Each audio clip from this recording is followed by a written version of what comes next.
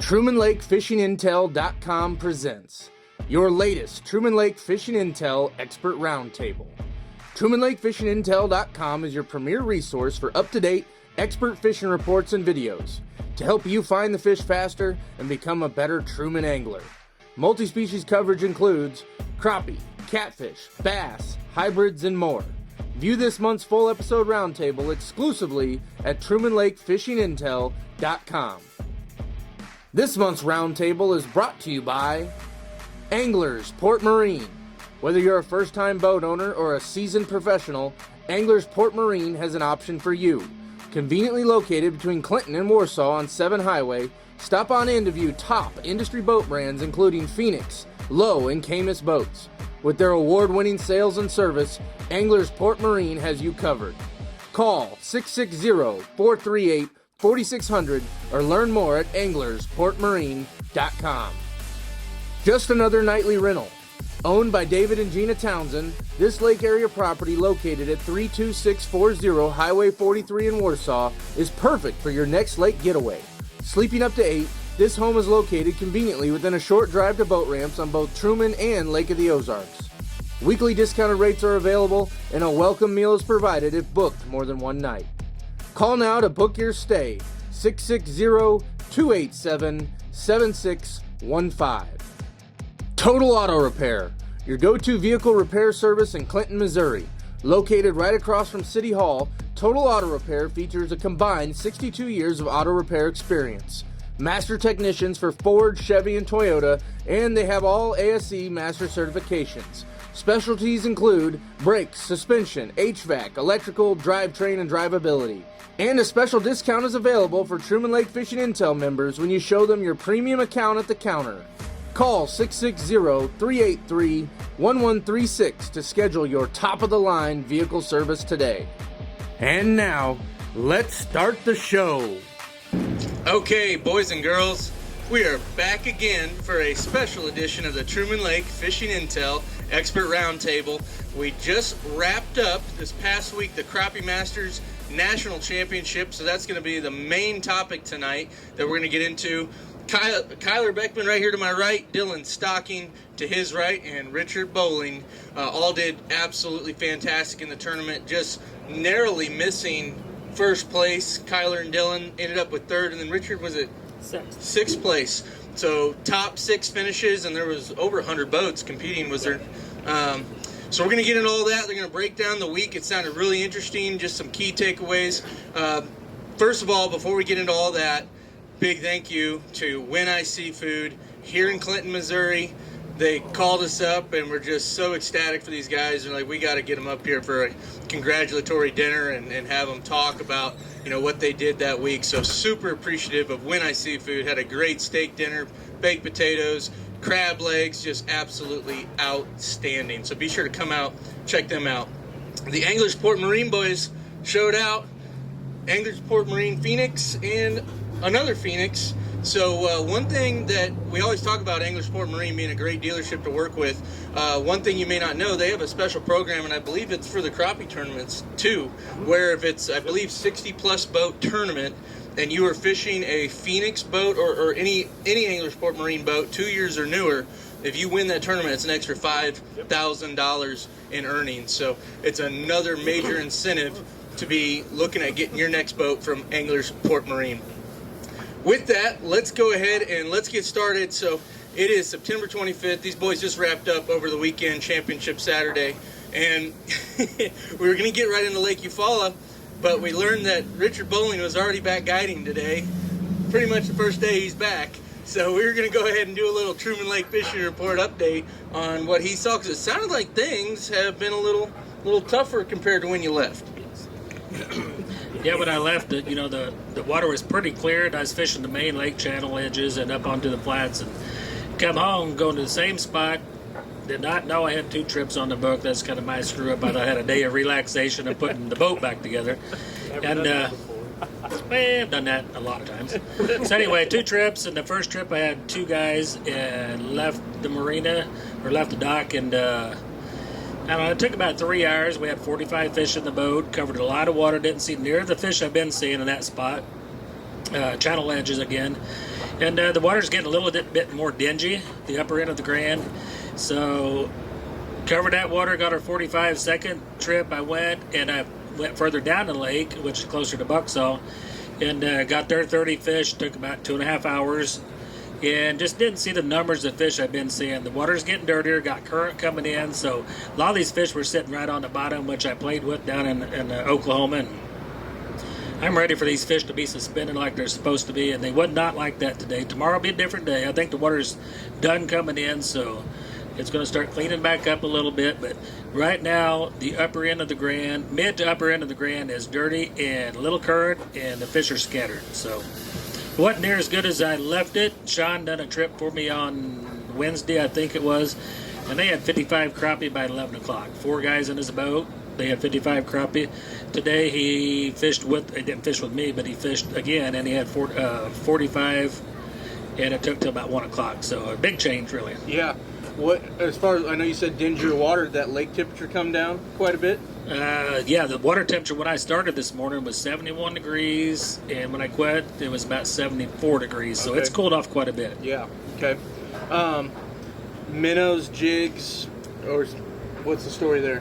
I tried the jig. I used one of Dave Townsend's baits down there in Oklahoma. Caught a lot of fish on it, the little jig, and I dropped it on one fish, thinking maybe they wanted some color in there, and it turned its head and left. So I put a minnow back down, and every single fish today was caught on a minnow. So you said they're scattered out on the bottom. Are they like on the bottom of some of the structure, or they're just out in the open bottom? Mud bottom. These fish were out in the channel where the channel falls off, and they was on them ledges, but they was right on the bottom. We probably didn't catch 10 fish all day, 2 trips on a piece of structure. Everything was roaming. Wow. Okay. Well, yeah, that's a really good report, and things are definitely changing here as we get further into the fall. It's been cooling off, and then we had this nice warm day today. But let's get in. It's a great update. So let's go ahead and get into the main topic we wanted to discuss, which is Lake Eufaula Championship, Crappie Masters Championship. Stacked field, over 100 boats, correct? 105, I believe. 105 boats, and best of the best across the country. I'm going to hand it over to Kyler. Kyler, you got down pretty early for practice. Tell me what you were looking for in practice. How do you break down a lake like Lake Eufaula? It's 100,000+ acres, twice the size of Truman. So tell me a little bit about that process. Yeah, so I got down there last Sunday. And pretty much what I did is I started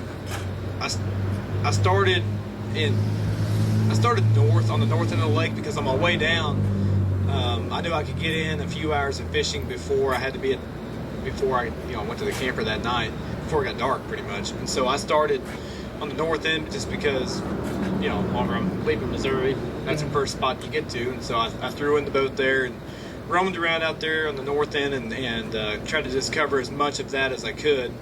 I had about 4 or 5 hours to fish, and I seen some good ones up there. I didn't catch any big ones. I think the biggest one I probably caught up there was probably like a 140, but I thought I'd seen some better ones. And then as the week went on, every day I would typically put in at least 2 different boat ramps throughout the day. Mm-hmm. And one day I've actually put in 3 different ramps, just trying to cover as much water and to see as much of the lake as I possibly could. To try to narrow in on where I could find the best congregation of big fish. Yeah.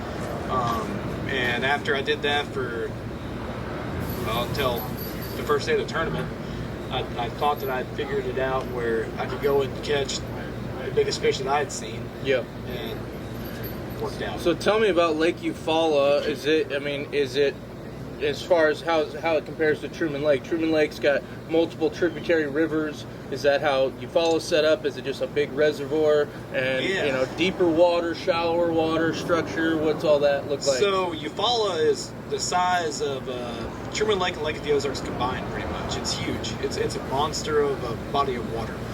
And to try to break that down in a short period of time, I mean, you have to be really conscious of your time. I mean, you have to, you can't waste any time. You have to bounce around and look, and like whenever I pull into an area, like let's say like I went down south the second day I was there. I went down south and started working my way up. That's what I did. And I went down south and roamed around out there. I checked, channels. I checked flats. I checked certain kinds of banks, all different kinds of banks actually. Different depths of water. I checked humps. I checked anything and everything that I could think. Points, main lake, backs of creeks, way in the back of creeks, everything. And I did that the best I could for as many sections of the lake as I could. Yeah. And had you fished Eufaula before? I was there in the spring. Okay. And so, which that helped. That helped out a lot because I already had a little bit. I'd seen the lake before, and I'd been there and spent some time on it, and so I kind of had a way better understanding. And it also helped in the spring that I went and fished a whole new section of the lake that I hadn't been to yet. Mm-hmm. Like that also helped.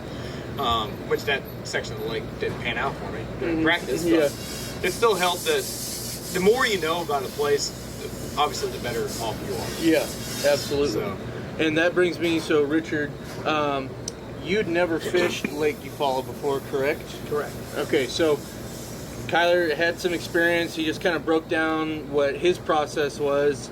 And Dillon, you didn't get there until like right before tournament. Right, day. yeah. Friday. Okay. Check time. Check Time for a check. Yeah, I was like a blister. yeah. Showed up when the work was done. That's right. So, Richard, break me down then, with you never having fished it. Talk to me a little bit about what your process was like to dial in on the right areas. So my process was, you have a north, a central, and a south end. And I thought the weather was all going to come north. So if you look at that lake, it's pretty flat up there. I thought the north end was going to get blown out, which get a lot of water coming in, just like Truman right now, going to make it muddy where it's not going to be fishable. So I thought center of the lake or south lake is what I thought. And it's good. Center of the lake, we broke it down piece at a time. We put in 2 or 3 ramps, like Kyler said, each day, and never really got anything going. South in the lake, I had 2 key spots, which we fished the one spot for 3 days. So we just picked it apart. Same thing. You check points, you check channel edges, you check humps, you check everything. And I don't have a lake map. We got one give to us down there, and it's not a good one. But Gary had bought I don't like the. You don't call and ask people for information. You don't listen to the locals because they've got somebody in that tournament. So you go with an open mind. You go on your own, like Kyler, I'm sure, and Dillon did, and pick it apart yourself. Take your crappie knowledge you got. I've always said growing up, think like a crappie. And I get beat a lot, but I still go out there and try to think like a crappie. I take the time of year, the water temperature, and the season, and that's what I try to do. So I knew these fish should be coming off these flats and getting these creek channels, and that's what we keyed on was creek channels, and that's where we caught pretty much every fish that we caught in the tournament was on creek channels. Yeah. Was water temperature being a little further south, was it a little bit warmer down there this past week? It was in the 70s. It wasn't much more than here, so that that's a flag that lets you know them fish are going to start migrating a little bit. Yeah. You try to put it together. It's the same thing you're doing on what we do up here on very right similar now. to Truman. Yeah. I mean, it was very similar to Truman. Yeah. The fish is like Truman, kinda. Towards them. They got towards the as channels. by the channels, yeah. That's pretty much where everybody caught them in deep. A lot of people. We didn't catch them real deep because we weren't in super deep water, but the water in the middle of our channels was the deepest, I think, 14 feet. On But the south. on the south end. Yeah. But I will tell you that I've never been to that lake. Yeah. And that lake has got as many. I know it's 2 times the size of Truman. It's 110,000 acres, so it's twice the size of Truman. That lake has got more crappie, and I've been to a lot of lakes. It's unbelievable. I rank Truman, but I'm going to say Truman and Eufaula, and I like Truman better because Eufaula, if I guided there, it's a long ways. I don't know how many counties it covers Oh, it's huge. from one end to the other. So if you have to play the wind, that's another thing you got to do is play the wind. So There's you watch. big areas of You can't even see across it in places. like, So I you mean, gotta it's like the ocean. It's Jeez. you gotta think about that too when you're pre-fishing. You got to set up for. You got 3 days of fishing. You got to have fish for. So we tried to pick a spot, and it was going to be southeast wind pretty much every day. So we had a good spot picked up. But as far as numbers down there, they've got as many crappie as we've got. I think here you can catch more pounds than you can catch there per day. But they are the bitingest fish, and I said it, I think, all 3 days of my interviews. Them fish bite. Today I would have to jack with these fish for quite a bit. Them down there, if you get within me to Dillon over there, they run to get it. I've never seen fish bite like this ever in my life. Oh my gosh. And you know, Barry Morrow and Todd Huckabee, they've always said jigs only down there, and I can see why. Yeah. Unreal what them fish down there will do. So Yeah. anyway, it's a lot of fish down there, a lot of pound 0.95 to 120s, a lot of them, and they got as many numbers as we got, but it's a big lake, and you don't see no locals out. That's what was weird. You see the tournament fishermen, a few boats out that's just fishing, but nobody else is messing with them. That's the reason they've got a 37 fish per person limit. Oh my god. 37. Yeah. Weird number, huh? Yeah, that is a weird number. Well, I think, when I done a little research, it used to be 50. It was 35, and then they wanted 40, and they split it in half. See, what I thought it was 50. They wanted to go 25, the conservation did, and the fishermen wanted it. They ended up splitting in the middle, which is 37. That's what I've heard. I don't know, maybe one of the two. Maybe they split in the middle. Split in the middle somewhere, and it come up with 37. 37. But if I guided there, I promise you, I wouldn't let people catch 37 fish a day. They catch them. I'm not going to clean 37 for 3 people. Yeah. I'm going to set a boat limit and maybe 45 fish in the boat. 45, 50, yeah. So anyway, It's unreal. it's a great lake, a lot of fish. I will go back. Gary, we got a license for years, so Gary's already planning on going back. It's worth your trip down there. 100%. Great lake. Play the wind because it can get dangerous. Don't cross the big water, and you'll have a great time. Yeah. And there's boat ramps everywhere. Oh, yeah. You can there's So, like, if you do go down there, like, do a little research, because there's boat ramps everywhere that you can put in, and you don't have to make them dangerous runs across some of that big stuff. So, Richard, you talked about the north end being worried about weather coming through on the north end. Did you guys got some weather during the tournament or during practice? Was that? I mean, so. He don't. Oh yeah, you were there. He was driving. I just drove. It was terrible. Yeah.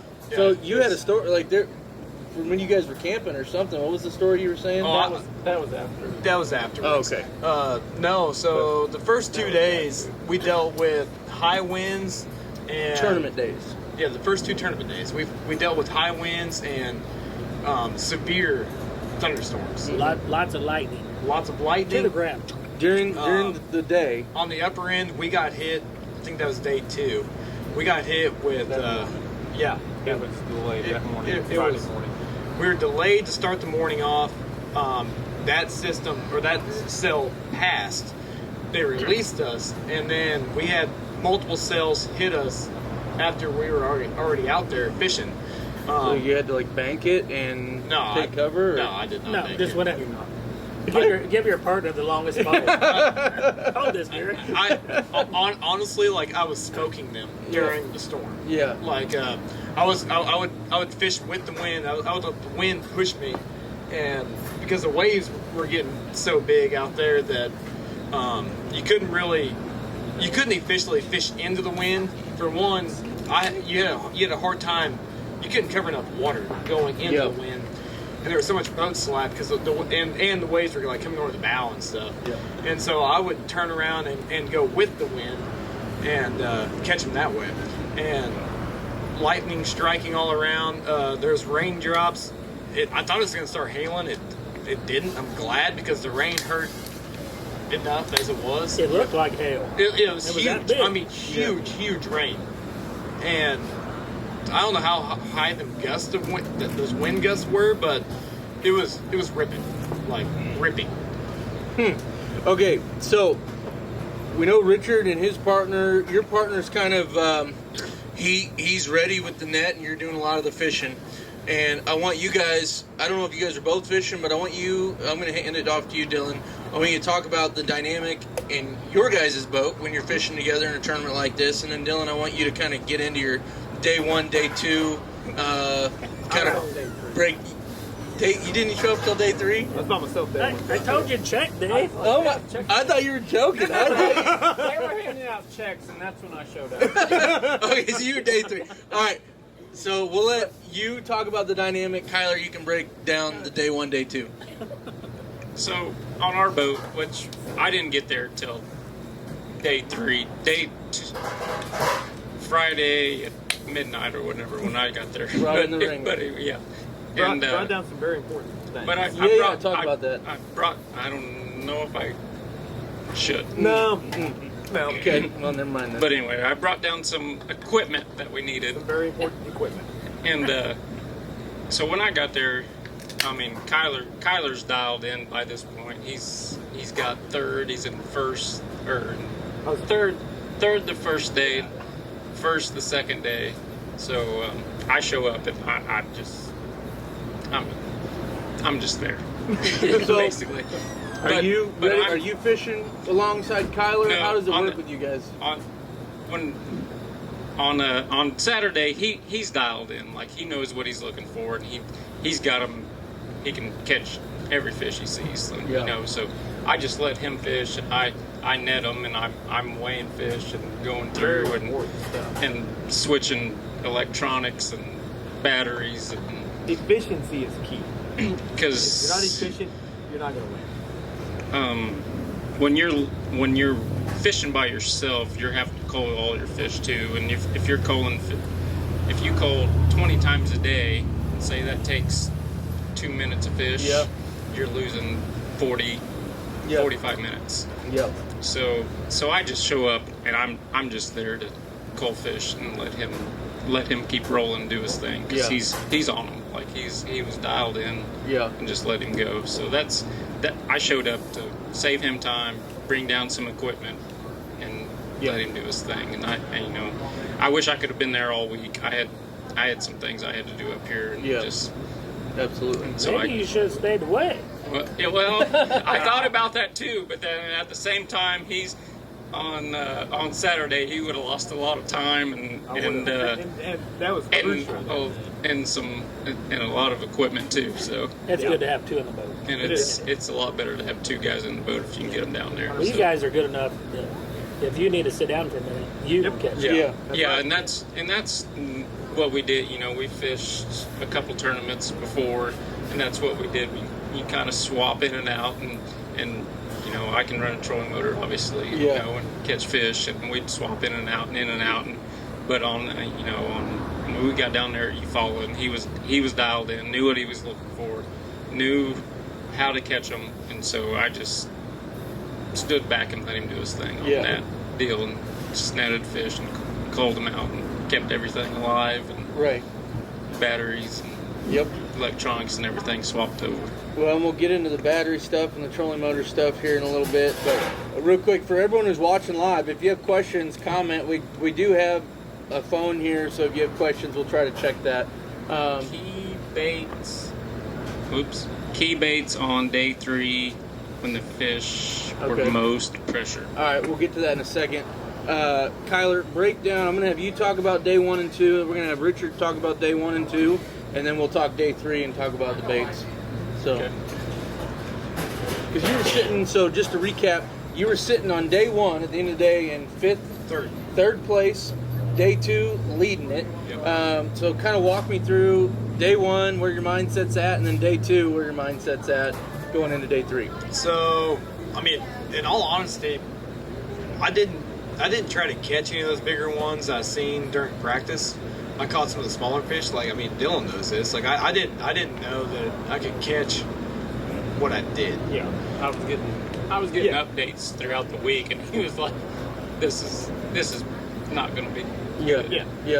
I honestly didn't know. Like, and I told him. I said, I think I'm seeing some bigger ones. I said, but man, I'm just not seeing very many of them. I said, heck, the biggest ones I've caught.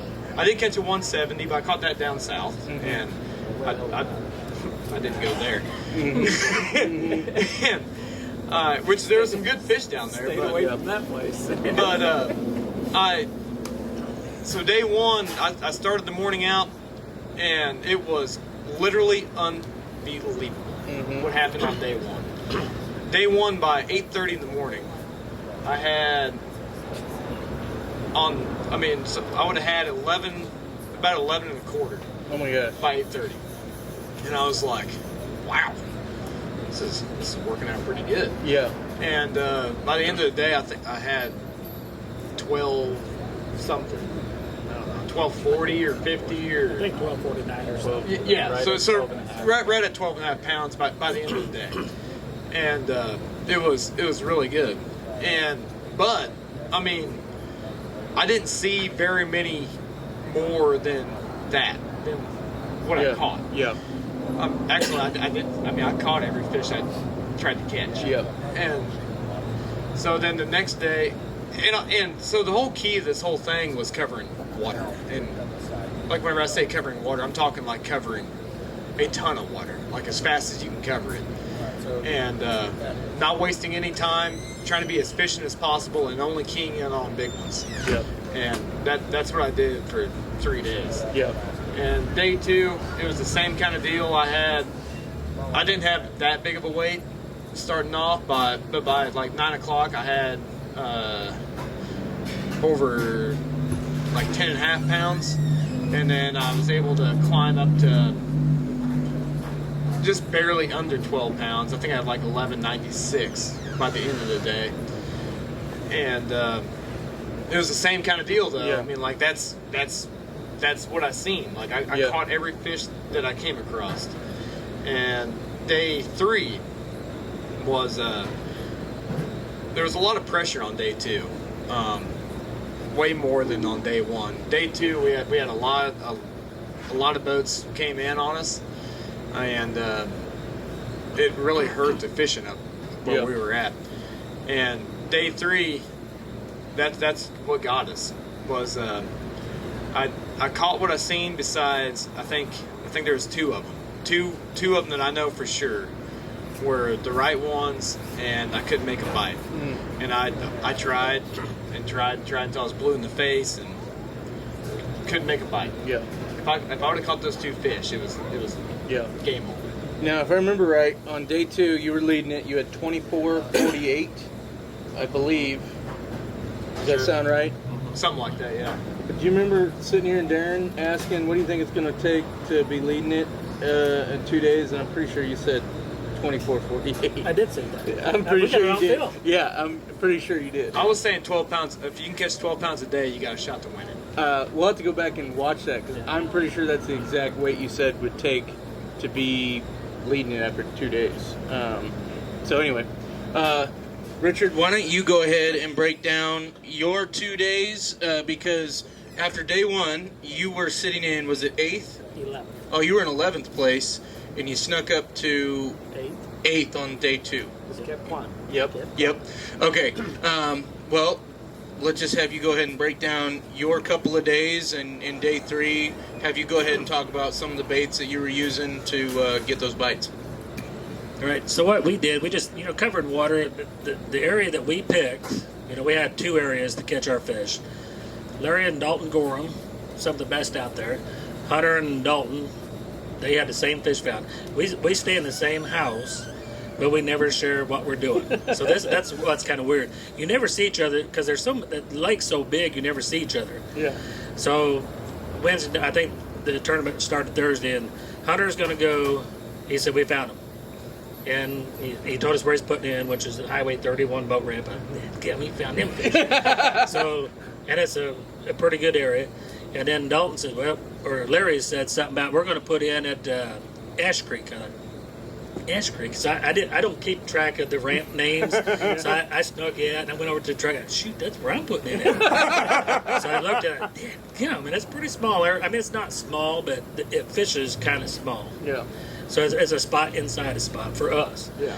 So I said, you're putting in at Ash Creek and that? Yep. I said, you're not going to go too far from that ramp, are you? And he said, not very. I said, we can have coffee together. So anyway, they had coffee together. We're all from Truman, and Kyler had found them fish too, but he didn't. He chose not to go there. Yep. But we felt we could catch enough there to maybe win or get a good check, which we did. Hunter thought there's just enough fish there for 1 day. Larry and them kind of blew through it, went out in big water, and they caught a 271. Congrats to them. They had a really big crappie, way out of our sight.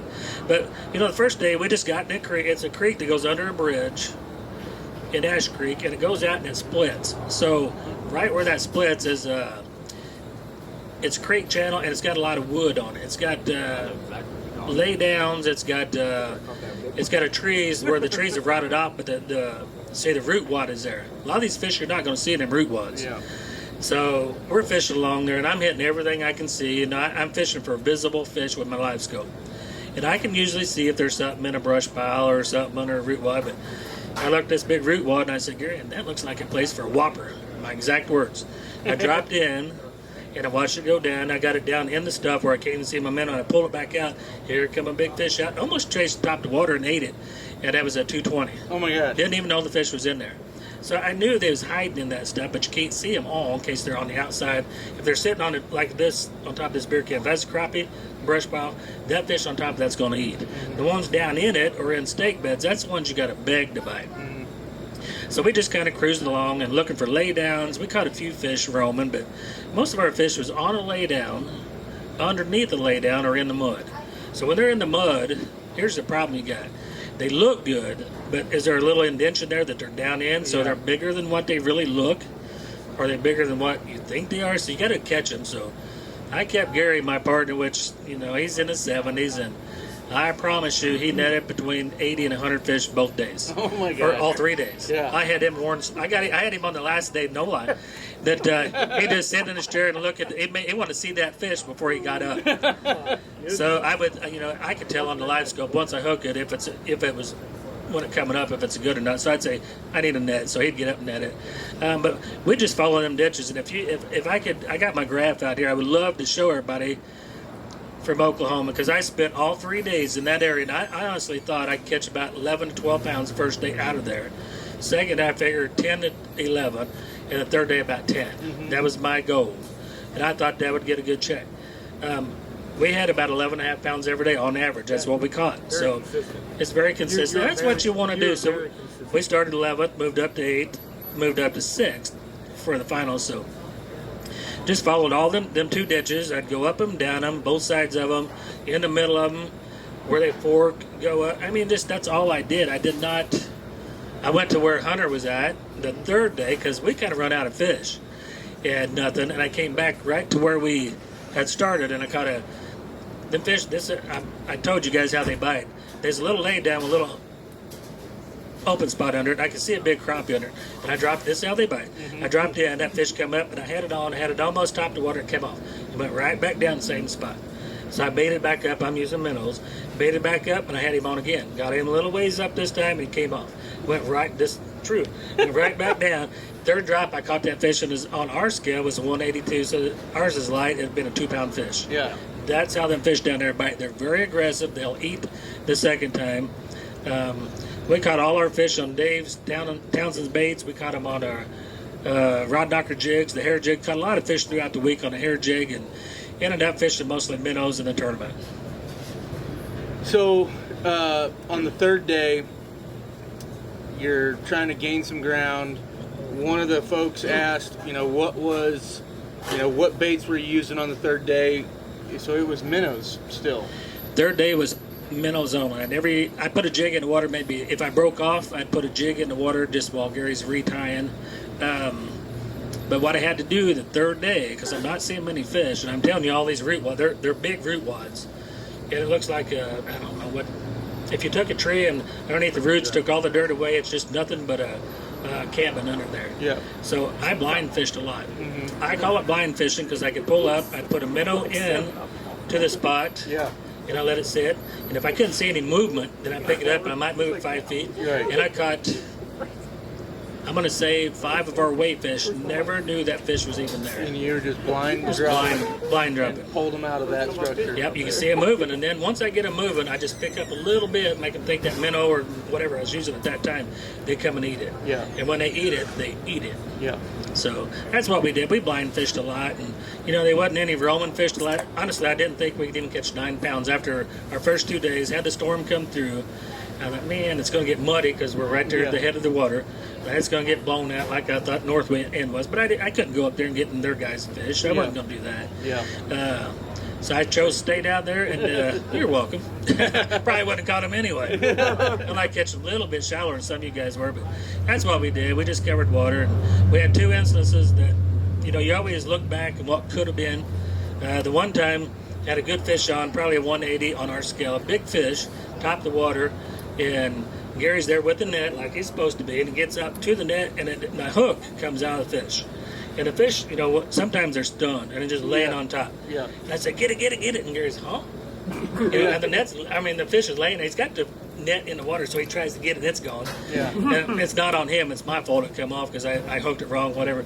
And then I used leaders underneath the half-ounce sinker with a swivel. That's what I was using. And he reties the hook and then puts a little split shot on there, and then I retie the length I want. So I'm fishing along there, and a big old fish is, this is going to help a lot. So he's got the net, and he's ready. I drop in, bam, and I got him come. I've already caught 2 fish, weight fish on it. And I get top of the water, and that fish just, it's like the line broke. And it come down, and of course I said a few words and slapped in the water with the sinker. And I thought the hook, I thought he'd come off. It got up there, and a little curly tail on there. So the net, or the line come untied, what it did. Oh my God. So 2 times, I mean, we never won it, but Yeah. it had moved us up the scale a little bit. Yeah. Yeah, for sure. But that's what makes fishing fun, you know. Yeah. If you caught every fish you seen, if everything went to game plan, it wouldn't be no fun. Yeah. Just like the guy that caught the 332. Yeah. What a story. Unreal. So what was that story? The way I remember, or the way I heard him tell it was, he'd caught like a .75 or 7.9. Yep. And he puts his motor on spot lock, his trolling motor. And he goes back and he's playing with it. He knowed it's not going to help, or knew he wasn't going to help him. So then he gets back up there. When he hits it off his spot lock, there's a fish sitting there. This is after his boat. When you get a spot lock on our Minn Kotas, you know, it's correcting a lot. Yeah. So when he hit it, there's a fish sitting there. He didn't know if it was a crappie or a cat. It looked like catfish, he said. So he went ahead and dropped on it. Yeah. And he caught that fish, and it was a 332. Oh my God. And he's a young guy, and I'm very proud of him. Yeah. Good job. Giant. Was that big fish of the tournament? Oh, yeah. Hit $1,000. Wow. Big fish, yeah. Giant. That's pretty cool. I mean, that's definitely some luck involved in that. You know, just like Kyler, if he'd have seen one fish like that and caught it, if Gary and I would have seen, because you're only, what, a half a pound out? I'm a little over a pound. So if you could add that, which, hindsight, if you could add just that to your weight, you won the Nationals. But I didn't see one of them. Yeah. I don't know that you did. I did not. Gary or Larry and Dalton, you know, they're out there 500 yards from me in the middle of the lake on nothing they've never been to and caught a 271. Yeah. I've caught 3-pounders. I've caught a bunch of 3-pounders, actually. I know what they look like, and I've never seen one. Yeah. Yeah. Well, I mean, that just goes back to, because I'm sure a lot of the teams had a story like that where they saw the big one, couldn't get it to bite, and for as much work as you guys put in, you find the fish. I mean, there's still just that little 5 to 10% luck of just having that big one show up in front of the scope. You know, like I said, that last day, I had 2 fish, but then they weren't giants by no means, but they were solid fish. The right kind to seal a deal and be done. So when things got tougher on the 3rd day, did you switch up anything on the baits, or were you using jigs and minnows? So the first day, the first 2 days, I actually didn't have any minnows in the boat with me. I used a Crappie Monster small fry, those are smoked, a little gray jig, both 2 days, and caught every single fish I came across. And actually, was it the night before or that morning? That morning. I was visiting with Matthew Rogers, and he goes, man, it's the last day. He goes, you're leading this thing. He goes, you better have some minnows in the boat. Yeah. And I was like, I don't know. I was like, heck, I haven't needed them yet. And he goes, just saying, bud, might throw some minnows in there. And I looked, and which I told him the night before. I was like, I brought down a minnow bucket. I was like, might bring down a minnow bucket. I said, just in case. And the next morning, we found out that it was just like on the way. we could get minnows. And so I was like, hell, we better stop in there and get some minnows. And I'm glad we did. Because it took minnows on the 3rd day. all of our bigger, our best, our 2 best fish Our 2 best fish came off a minnow. Okay. And that was different.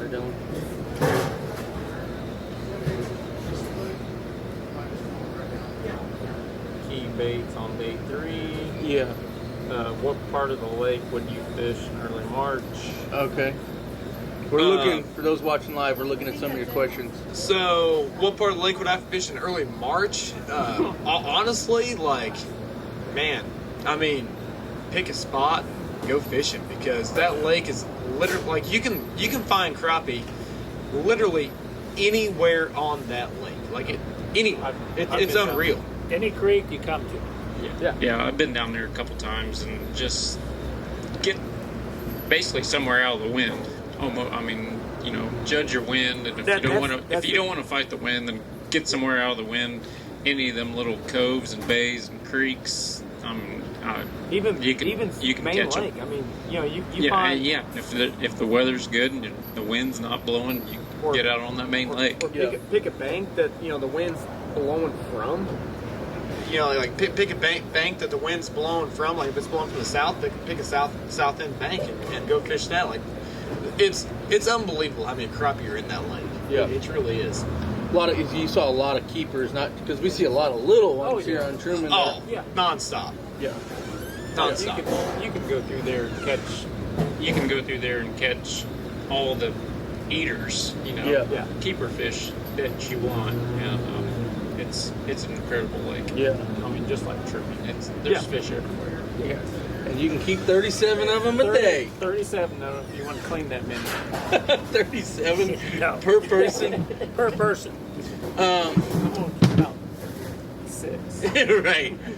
Keep me posted if there's any more questions that come up. So day 3 ending up, Richard, you finish in 6th. You guys finish in 3rd. Now you were in 2nd place, and it was a tiebreaker. The team that actually got 2nd had a big fish than you guys. Yeah. So day 1, Lamar Bunny, great dude. I love Lamar to death. Awesome guy. But on day 1, Lamar was leading the tournament, and he was anchored by like a 268 or 278. 278. And that fish came back to haunt me. Yeah. But no, great job to Lamar and Hayden, Matthew, Cale Ward, Richard Bowling, all of us. I mean, we all separated ourselves and got up in that. Yeah, because Matt Rogers, was he 4th place? 4th. Yeah, he is 4th. So in our top 6, we had Dillon and Kyler. Matt Rogers is a local guy, and Richard Bowling. Is Lamar Bunting from up here, or is he from down there? Yeah. Okay. So it was kind of wild. There's especially the top 4. The top 4 of us swapped places. Yeah. Pretty much every day. Yeah. Day 1 it was Lamar, then Matthew, me, then Hayden. Yeah. Day 2 it was me, Hayden, Matthew, then Lamar.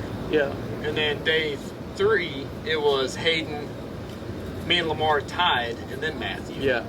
Well, what was really cool is the top 6 of the best 100 some odd crappie fishermen theoretically in the nation. 3 of those teams are from right here at Truman Lake. Very impressive. Yeah. And day 1 there was how many Truman guys? There's Larry and Dalton.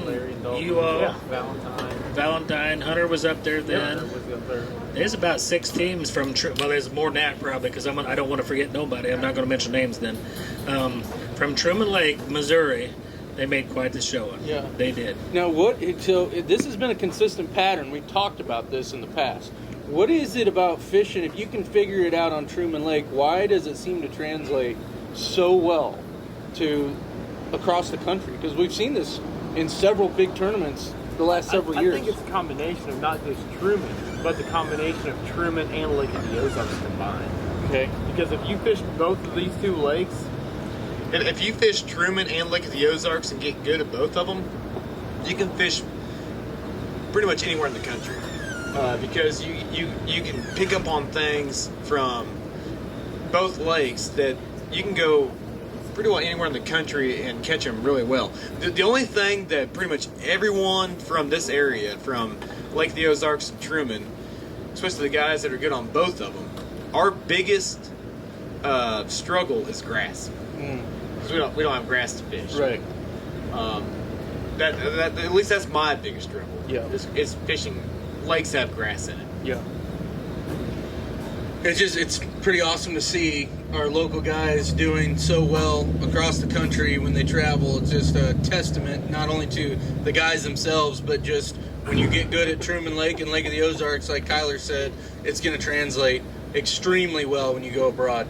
I know we've covered a lot of stuff, and one of the final things I wanted to talk about, and let's pay attention on there if there's any other questions, but the team that ends up pulling it out is Hayden and Dan Jeffries, and they go for they won all four, and just say they won everything. Yeah, they won everything this year. Yep. And so They're good. we were talking about it over dinner before we started recording. What is it that they're doing that is different? And covering water was really the main topic. But Richard, I guess I'll hand it off to you to maybe talk about it.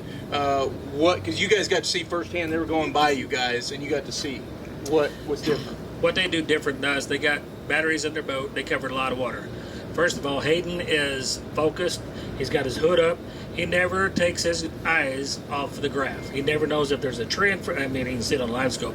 He don't pay attention to boats around him. He knows nothing's going on but looking for a fish. Yeah. So he's covering water, way more water than I can cover because my batteries will go dead. I got one set in there. When I'm down, I'm down. You guys the same way. He just covers water. He's got young eyes. He shoots out. I can't say how far out. He probably shoots out a little further than what I do. And he knows when he sees a big crappie. And if you watch the guy, he's like you guys or me. He can catch pretty much down there every fish you drop on. So he's probably the most focused guy that I've ever seen with a live scope. And I watched him here because I was on a guide trip 3 weeks ago in the Elite Series. And I went up and watched him. And, he didn't do nothing different than what I would do or Kyler would do. He just covered more water. Yeah. And I seen him catch fish that would not help to weigh because they would weigh him or his dad would and throw them back. So it didn't help. So he's dropping on fish just like we are, thinking they're a good one. He just covers so much water, catches more fish, sees more fish. So they're ahead of the game. And I know his dad is sitting behind him. Say he drops a blue and white jig in, they don't bite it. Yeah. And it's a big fish. So his dad's there waiting with another rod. So he'll hand it to him with the right. Hayden's left-handed. So then he fishes left-handed and he grabs his pole and he's back in the water. Mm-hmm. And if he don't bite that, then he might have a minnow on. So they're kind of like a well-oiled machine, kind of like me and Gary, but Gary's not as fast as Hayden's dad probably. We're getting older. Yeah. But that's where they're ahead of us. They just cover more water, and I'm out there to have fun. I want to win, sure, and we've been close many times. But this kid right here is unbelievable. What he can do and what he can catch, and Matthew used to be the same way, and Matthew still does great. But this Hayden dude has really took over he is, and we talked about it earlier. He's now to what. With a live scope to what Captain Coleman was before live scope. He's ahead of the game. Spider rig and whatnot. So he's ahead of the game. People's going to catch up. We're going to. Oh, yeah. And then it's all, we come close, and you guys come closer than we did, but it's going to happen. Yeah. Well, and there is, so Richard talked about it, covering water. We talk about it in our fishing reports pretty consistently when things are a little tougher. Got to cover a lot of water. But what does that mean? How is he doing it? And there's something a little different about his setup that he's running that a lot of other teams are not running. And we were talking about this, and I'll hand it over to you guys to talk about it. But sounds like trolling motor in the front, 4 trolling motors in the back, which not a lot of folks are running. Nobody. Yeah, he's got it dialed in to where he's got enough battery power and trolling motor power. He's running his big trolling motor in the front. He's got 2 or 4 in the back, 2 pushing, 2 to stop him, and he can just go so much faster. I can go as fast as my Ultrix will let me go, and then then it's a battery problem. Is how long can I sustain that? I can see him, I can catch him, I can do it just the same. But I got some stuff working out to get my system to where I can roll right along with him. Yeah. Well, you're talking about he's running 250 amp hours a day. Is that what you said? Killing. 250 amp hours. Killing. Yeah. So it sounds like that's what it's going to take. Now, the cost of a system like that, For most anglers, it's crazy. prohibitive. It's crazy high. Like, For him, it's probably not too high. yeah. No, I mean he's cashing a lot of big checks. Yeah. He I might mean, get some free. how much do you think a system like that costs? Shoot. For if someone wanted to try to be like, you know what, I'm going after Hayden Jeffries and what he's doing, I'm going to match him. What are they going to have to spend to put on their boat? For batteries? Batteries and the trolling motors. Oh. 12, 13 grand It's easy. a lot. Yeah. Okay, so Richard just said 12 to 13. Easy. Easy. That might be on the low side. That's probably low side. Probably. Because if you got a 36 volt trolling motor, they're about $3,200. Yeah. 2 of them back there. Yeah. So Batteries. So that's what it's going to take is other teams making the investment in that type of setup. I'm not going to do it. Well, you got crappie brakes. I got brakes, but I cannot cover the water. You know, the more fishing you look at throughout the day, the more pounds you're going to have. I'm going to take what I can get with what I got. I might have 2 sets of batteries in there where I go and switch from one set to the other and burn through 2 sets of batteries a day. But I'm not going to put 4 trolling motors back there. I'm not that dedicated. I'm gonna go out there and put my head down and fish and hope to catch him. Probably going to get beat every time. But, Yeah. Hats off to him. He's got it figured out. He's way above the game, and he's got graphs everywhere. He's good. Yeah. Well, and what is he, mid 20s? He's not even that old. I'm saying 25. Yeah. That's impressive. We're done losing. Yeah. We're going to beat him. I don't like to lose either. But Yeah. shoot, he's pretty good. He is good. But we competed with him, and a lot of people have. But at the end of the day, end of the tournament, he comes out on top. Has there ever been anyone, I don't know how long Crappie Masters has been around off the top of my head, but has there ever been anyone that's won every single event throughout the year and then won the championship? Not everyone, but Matthew Rogers was on a row before LiveScope. It's called Panoptics, I think, and he was he won everything. He was a young little kid, he did. good eyes, and if you watch Matthew fish, he's as good as Jeffries, but he's not got the stuff on his boat that Jeffries got. Matthew's still going to win a bunch if he keeps with it. Yeah. It's equipment, and I'm going to say the top 20 around is probably all equal catching fish. You just got to look at more fish, and we're not doing that. Where does the line stop on the technology? Of course, everyone always debates LiveScope. Do you ever see a day where the tournament series say, you know what, all these extra trolling motors, like, just quit it. It's one trolling motor and go do it. They'll have no boats. Yeah. They've tried that to go without LiveScope. A couple of years ago, they had 3 boats it out. Yeah. It's technology. It's like a combine or a tractor. Technology is the future.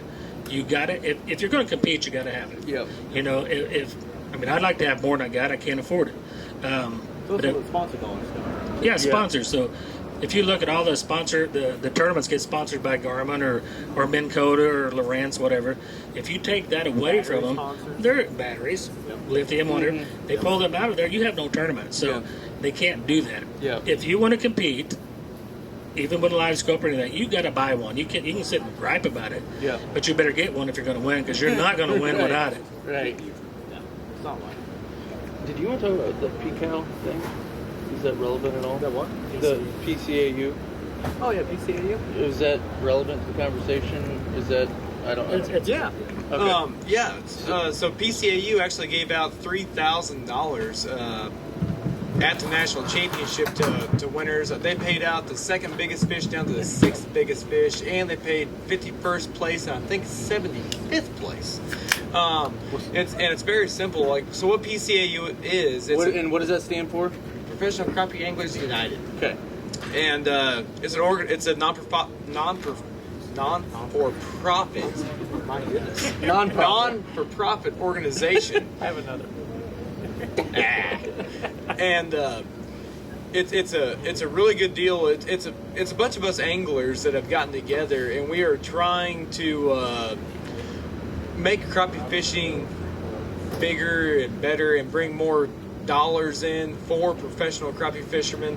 And Try to catch up to the bass fishing scene, essentially. we're trying, and we're trying to be a unified voice for crappie fishermen.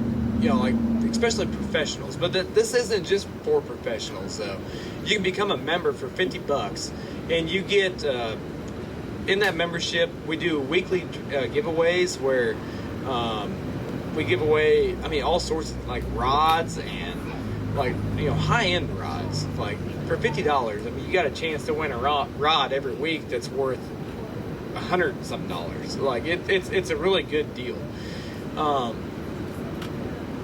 But I recommend you kind of checking it out because it's a good thing. And there's a Facebook group online for it. There is. There's a PCAU Crappie crew.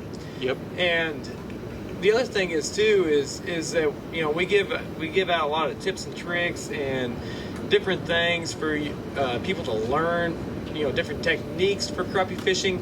We're big in conservation. We're trying to get different things set up in conservation ways to just help out the lakes and everything. So there's not so much trash and especially line all around. Yeah. But it's a very good deal. I recommend you guys going to procau.com and signing up. It's $50 and there's a lot of benefits for you. Oh, that's the other thing. There is a lot of benefits.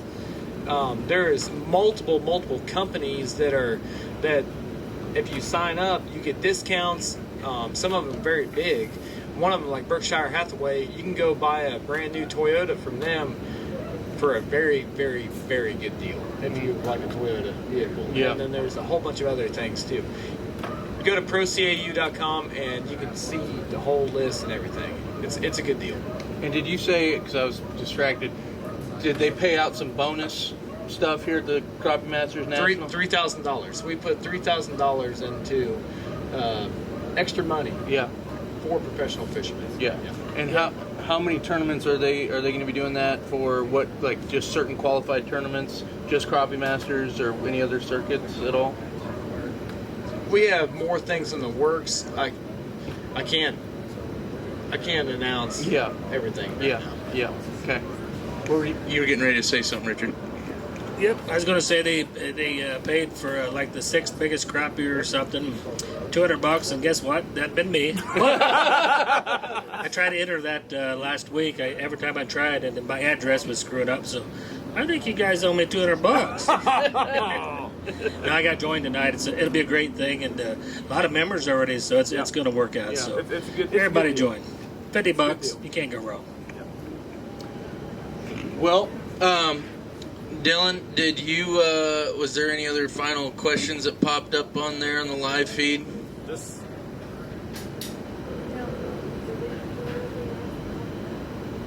Something about Kyler singing.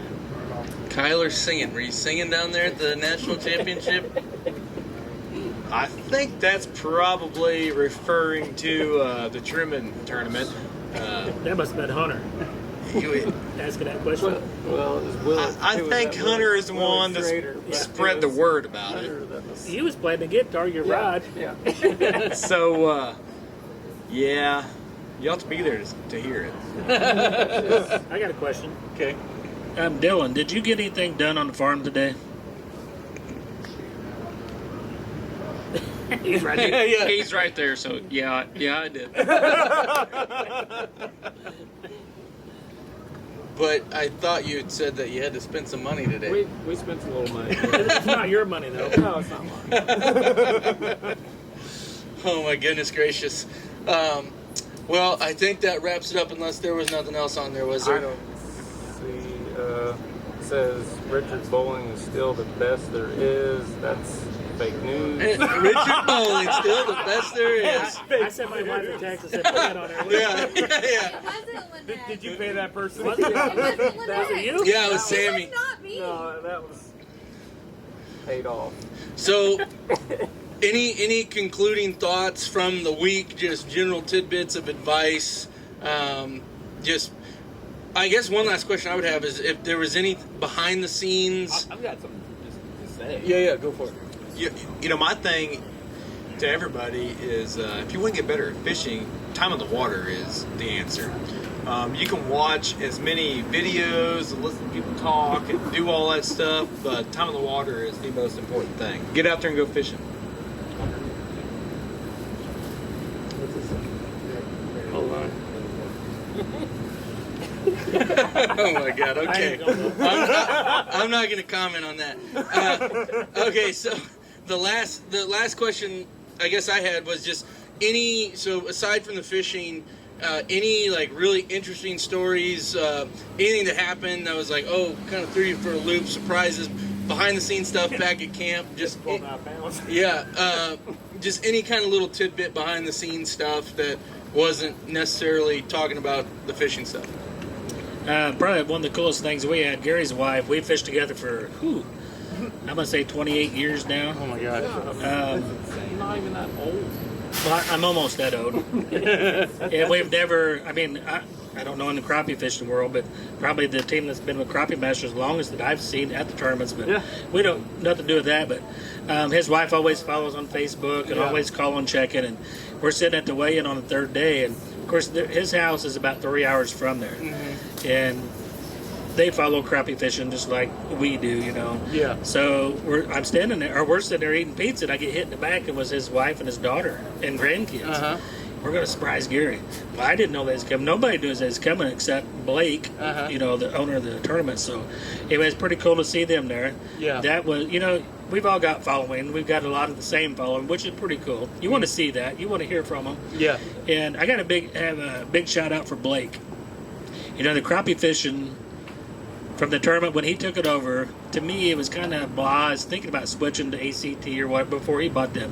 And now that I believe that he had the best showing that I've seen in the crappie fishing tournament that I've ever been to. So hats off to him. He's growing up, and he done a great job. Had a lot of boats. Everything was professional, and hats off to him. Yeah. He did a great job. It was very, very well ran. Yeah. Best I've seen. This one was. It was excellent. It really was.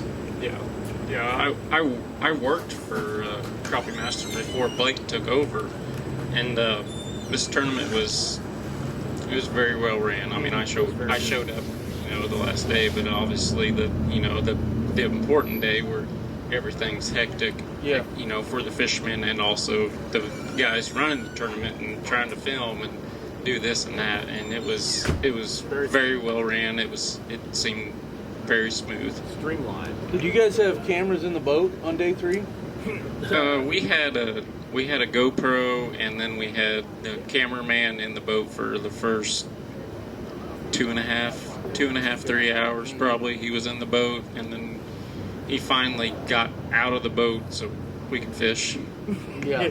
Yeah. We're supposed to have camera or I told him I GoPros said- in every boat, but I'm not gonna say what I said it was to him. I think I got first the day before because of rain and stuff. Okay. We didn't have one, which we didn't want one. Right. Right. I didn't want one either. Yeah. Yeah. Just put your hat on it to go pee and all that. Right. I did. Oh. Did I? Them guys gonna get a show. In our boat they will. I guess we'll conclude. I wanted to show you guys, obviously, this is the Truman Lake Fishing Intel crew, and these are all guides on Truman Lake, and but they have a lot of sponsors that help make these events possible for them to go down to places like Lake Eufaula. So I just want to give you guys a chance to just shout out whoever you wanted to.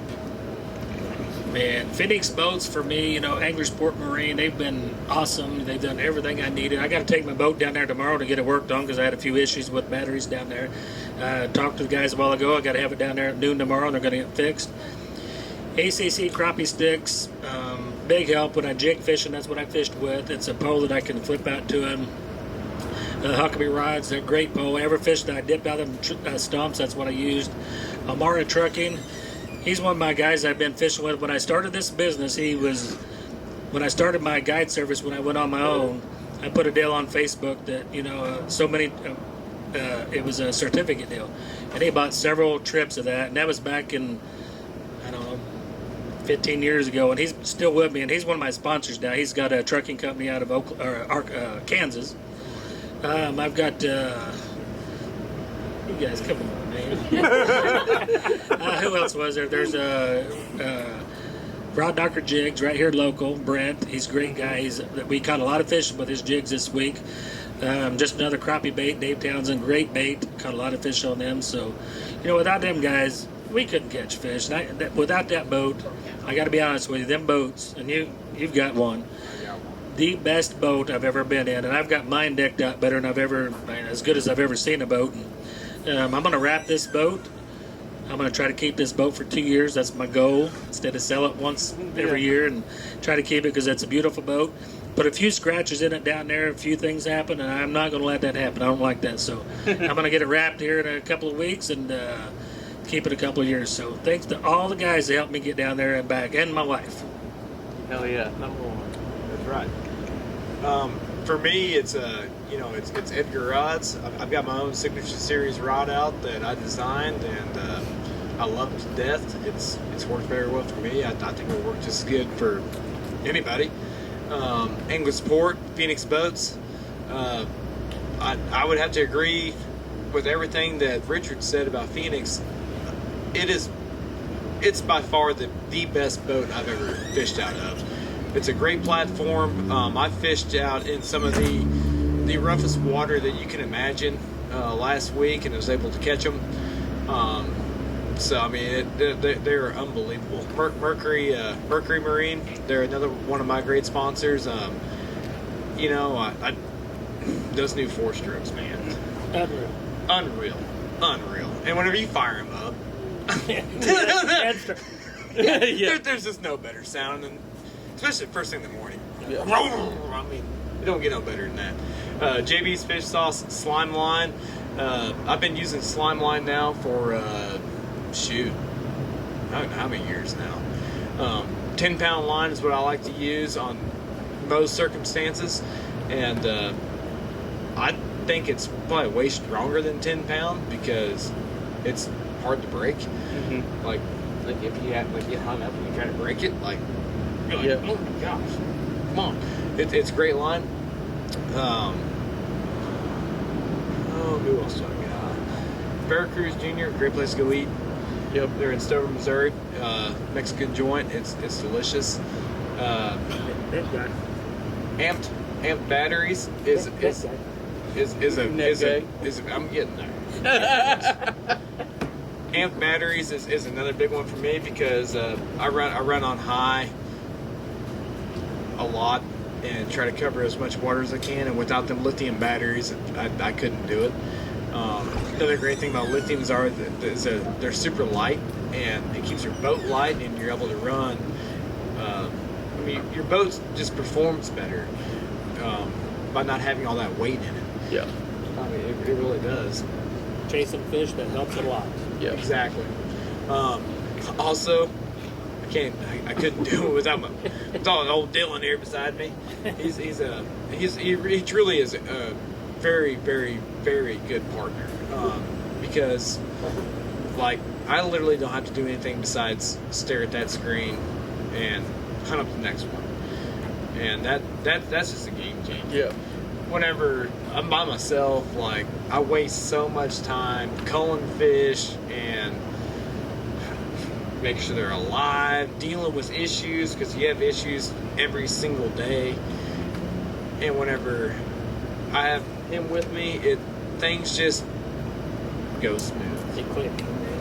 It just happens. Yeah. And it's so nice. I'm sure I forgot somebody, but all my sponsors are absolutely great. And please go and support all of the guys that support all of us, because without those people, we can't do what we love to do. So please go. Crappie Monster Baits. Crappie Monster Baits and their Outlaw Net is unreal. We wouldn't be able to catch or land, not catch, but we wouldn't be able to land some of the fish that we hook without that net. Huh? You're just dipping that net in there, dude. That net, it's got the length and it's rigid enough where you actually can. You can jab it down in the water and scoop. It's the best net. I've been using that net now for multiple years, and I won't go fish a tournament without it. And their baits, which anyone that follows me knows that I love the Ozark Smoke. I came up with that bait and that color and came up with the name of it, and that sucker, I've caught more crappie on that specific bait than probably anything else. Yeah, it looks like a minnow. Yeah, that's why it's so good. Yeah, but here you go. I don't know. When I see food. Yeah. Oh. Yeah. We want to thank Truman Lake Fishing Intel. I mean, Tyler obviously supports us just as well as anybody out there and puts our names out there and covers things as well as anybody. Goes on trips with us. Yeah, goes on trips, supports us, puts our names out there, and also, you know, brings you a bunch of information, and can't thank him enough. So, Yeah, appreciate that. And when I see food, Hell yeah. Oh yeah. When I see food. because we get hungry. By far. And we By eat. far. Yeah. My absolute most favorite place. Probably in Missouri to eat, Yeah. honestly. Yeah. I love coming here to eat. Yeah. When I Seafood is located right here in Clinton, Missouri. So if you're coming down from Kansas City, you're coming down the Lake of the Ozarks, you're going to Truman, you're going on down to Branson to go to Table Rock, this is right on your way. It is not out of your way at all. You get down to the 4-way right there at the hospital, Golden Valley Hospital, you hang a right. You literally cannot miss the restaurant. They've got their bus right here, big old lettering, When I Seafood. It's right here. It's right across from the shop, Lloyd's Tire, and just absolutely fantastic. And a huge diversity of menu items, but some really great seafood, whether it's crawdad, shrimp, crab legs. Steaks are phenomenal. Just a really, really awesome. We're very lucky to have a place like this in Clinton, Missouri, and we're looking forward to seeing all the great things they're going to be doing here for years to come. I can't wait to just keep eating here every. They brought the South North. They brought the South North. That's right. That's right. They brought the South North. So be sure to check them out. When I Seafood, and as we talked about, Englishport Marine, some of our other sponsors, Total Auto Repair, just another crappie bait company, just another nightly rental, and just another catering company. All these folks help keep the things rolling, and a big thank you to these guys right here for sharing their knowledge. They help keep this Truman Intel thing rolling by being so willing to share their information. So when you are looking for a trip on Truman Lake, you go to trumanlakefishingintel.com, you just scroll down the front page, there's an experts section, you click that button, you're going to see all these guides, their profiles, their biographies, and it talks about the things they focus on, the type of equipment they have on their boat, and these are the guys that you want to call to get out there and learn from. I mean, just case in point, these three guys, top 6 and the most elite crappie anglers of the country here at Lake Eufaula. So they're just really fantastic. If you are looking to fish Truman Lake, these are the guys to call.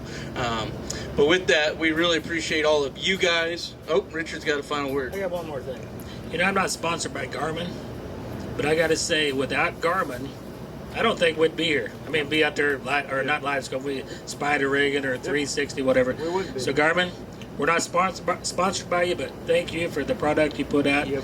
And there's other products we can get kind of like it, but I've seen them work. You've got the very best. Thank you. Yeah, they did. Yep. 100%. So, a lot of really good stuff. We hope you guys enjoyed it. If we missed a question, we'll try to get it addressed in a fishing report.